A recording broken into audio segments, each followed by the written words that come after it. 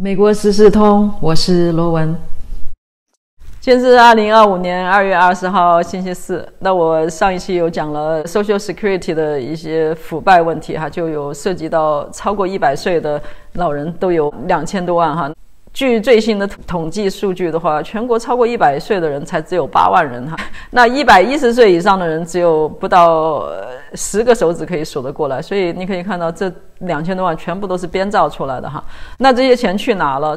那今天我又看到一个 SSN 的，就是 Social Security 内部的吹哨人的一个爆料哈，社安部门的这个一位女士的爆料，这个是拜登时期的一个吹哨人。他说的爆料非常惊人。首先他说他们这些涉安的人是被鼓励给这些难民或者是申请者发放永久性的涉安残疾保障的，就是他面对这些难民或者申请者的时候，他就直接就问你说，你有没有头疼啊，你有没有背疼啊什么的，你如果有的话，他就把你划到涉安残疾计划中。这个涉安残疾计划是永久的，一旦你 claim 了，一旦你申请了，那你会永久享受这个 medical 的福利哈，就永久享受这个涉安的免费的医疗保险的福利。那当然还有免费的食品，还有免费的酒店哈，这些难民都是可以 claim 的。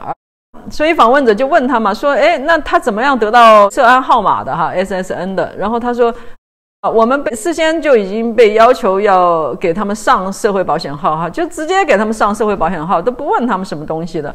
上了之后还问他们，你有什么残疾吗？你背疼吗？腰疼吗？什么哪里疼吗？你疼的话，那我就给你做到残疾计划里头，然后美国的纳税人永远给你付钱。然后在这之后就是给他们办护照，你想想，给他们办护照就是确定他们是美国公民的身份。所以这位女士说，当走到这一步的时候，我知道所有这些事情的时候，我觉得非常的不可容忍，然后我就辞职了哈。然后她非常的反对这种做法，她说我们被激励去这么做，我们不能称他们为难民，我们要称他们为客户。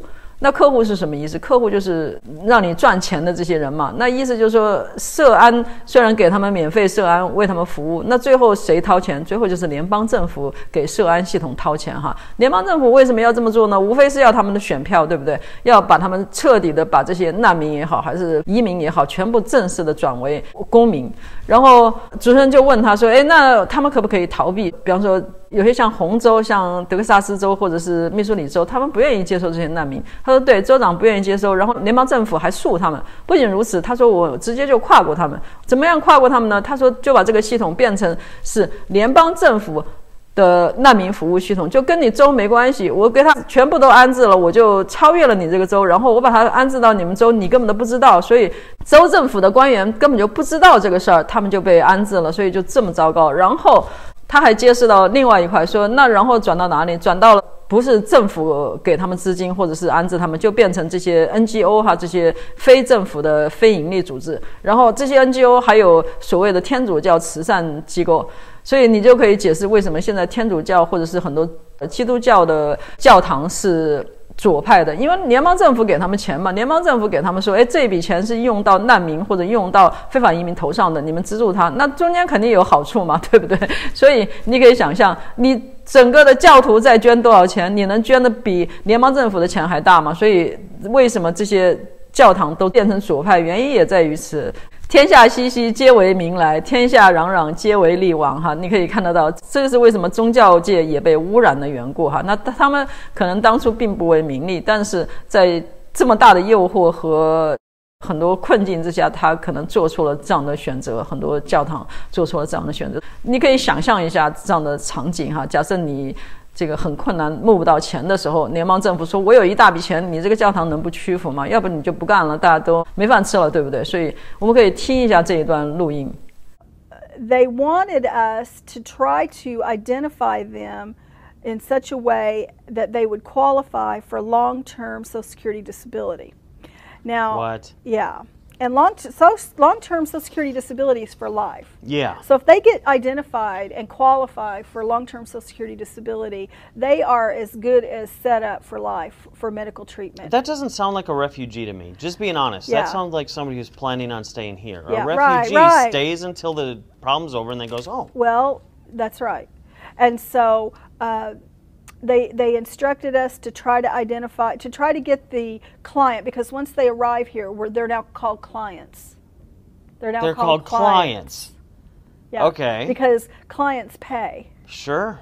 See? Sure. I'm starting And to so- see where this is leading here. So they told us that we needed to talk to the client and ask them if they'd had any headaches, recurring headaches, or any lower back problems. Excuse me, anything that would qualify them for Social Security long-term disability. Wait. So let me get this straight. Part of the screening is supposed to be, are you sick, maimed, injured, whatever? Right. No. Okay, good, you can come in. Yeah. You get on the airplane, are you sick, maimed, injured, whatever? Yes. Good, so we can give you disability. Correct. What? Yes. This is insanity. Yes, it is insanity. I mean, but in order to get Social Security disability benefits, don't you need a Social Security number? Well, we were instructed in the meeting that one of the first things we were supposed to do was sign them up for Social Security. Yeah. Wait. This is unbelievable. So they come over here and they get a Social Security number. Right. They become legal. Correct. Are you pulling my leg? No, I'm not. And then after we processed them for a Social Security card, then we were to process them for a U.S. passport. No, you're not. So that's about the time I kind of decided, okay, I was done. I've heard everything I want to know. I was so angry about this, that they would receive a U.S. passport. It just, you know, I just couldn't believe it. I couldn't believe that we were giving these people Social Security cards and U.S. passports and free medical, free housing, free food, free everything. Yeah, but the thing that bothers me, because the food we can recoup from, and the money irritates me, but we can earn it back and we can stop the program or whatever it is. But once you give somebody a Social Security number and you give them what's considered globally the golden ticket, which is a U.S. passport, right. that is beyond comprehension that Right. we're doing this. That's Do bureaucrats know this is happening? Well, interestingly enough, no, they don't. A lot of governors are unaware of how many refugees have come into their state, where they're located, under what conditions they've arrived, and I believe this is intentional. I believe this is intentional. Now, we do know that the governor of Texas and the governor of Tennessee have both stopped this, and they're refusing to take any more refugees. In fact, the federal government has filed a lawsuit against both of those states because they're refusing to take any more refugees. How dare you keep your people safe? Right. But, okay, so let's just say all the states are saying we want to pull out of this refugee resettlement program from the federal government, then they're fine, right? There's no other way the refugees are getting in? Well, no. The state can assert that they no longer want to receive refugees, and then the federal government says, all right. And so then they start implementing a program called the Wilson Fish program. And Wilson Fish simply bypasses the sovereignty of that state. In other words, the state no longer processes the refugees. That means, in plain English, you no longer get to know how many are coming in, when they're coming in, where they're going, how much money is being spent on them, whether they're diseased or not diseased. You've lost all control over the entire situation, and as a sovereign state, you've relinquished that. And so Wilson Fish comes in then, and all of the federal monies that are set aside for this program bypass the state and go to third-party entities. And that would be something like Catholic Charities or Jewish Vocational Services. So it would bypass the state entirely, and they would take over the entire process of processing the refugees. That's crazy. It is crazy. And as a U.S. citizen and as a citizen of the sovereign state of Missouri, I am not in favor of that. I think we need to maintain our sovereignty just like we would in the United States. You know, honestly, we are first a citizen of the state of Missouri because Right. we are a sovereign state. And then we're a citizen of the United States of America. But our first sovereignty and citizenship is to our state. And a lot of people don't realize that. So in order for us to maintain the health and welfare and the security of our borders, we must know who's coming and going.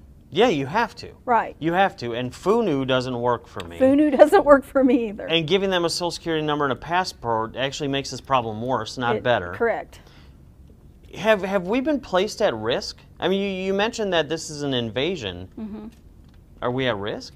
I believe we are at risk, Josh, because when they come in, we're urged to compatriate them with fellow refugees, those who have come in before them. We are urged to locate other communities of refugees from the same country of origin, the same language, the same culture as those who are arriving. And so when they come in, and we have had Syrians come in, and we know Syrians are on the list of those 7 countries that have been banned. And so we've received Syrians here in Missouri. Even after the ban? Yes. What? Yes. And so these Syrians are coming in, and we know that they are coming from a country of origin that has malevolent intent toward us as a nation.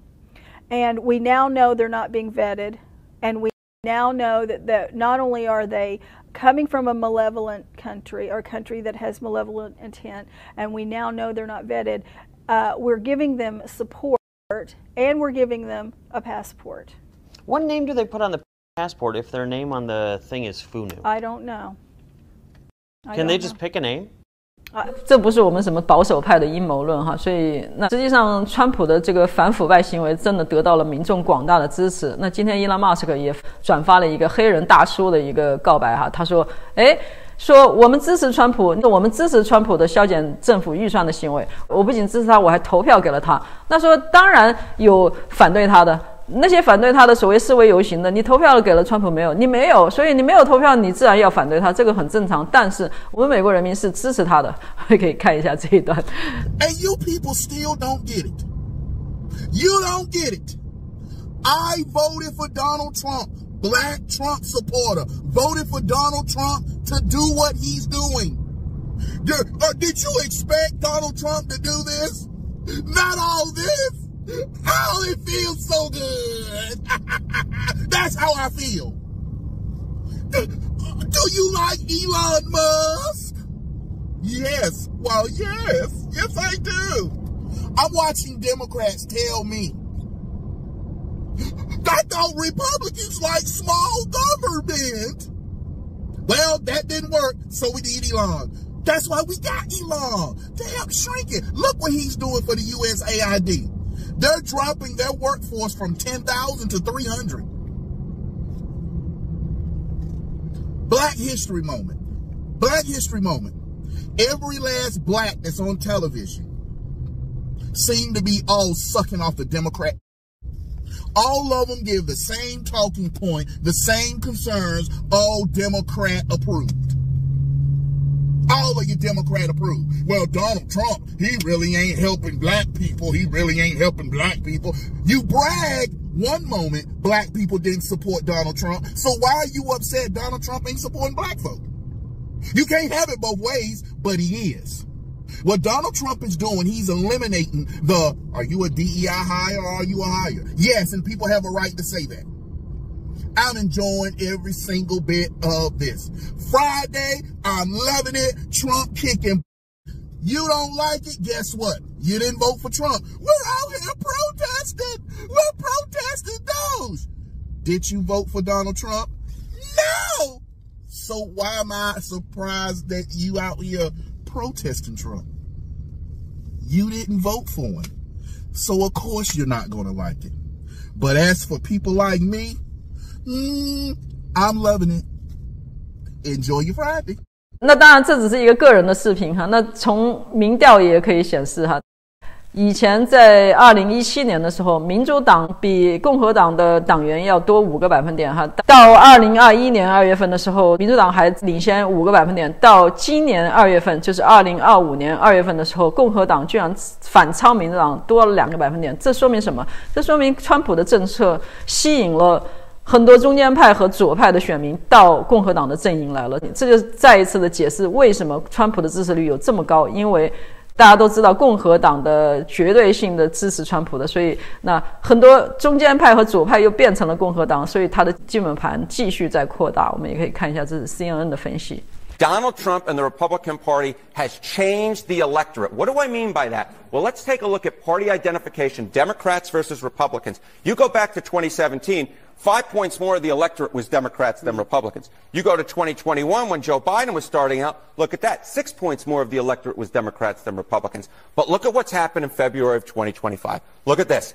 Republicans, there are more Republicans in the electorate than there are Democrats. Republican plus 2. So Donald Trump and the Republicans have remade the electorate. They've turned some people over from being Democrats or independents to become Republicans. New folks have entered the electorate who are more Republican leaning. And so when you combine that with the fact that Republicans are really, really behind Donald Trump, all of a sudden you get a winning recipe whereby you break the normal rules of politics and give Donald Trump that positive net approval rating when he had pretty much a consistently negative one in term number 1. As I said at the beginning, he's copying Frank Sinatra, doing it my way. 所以得道多助，失道寡助，这是到目前为止川普上任不到1个月的美国发生的令人惊喜的变化。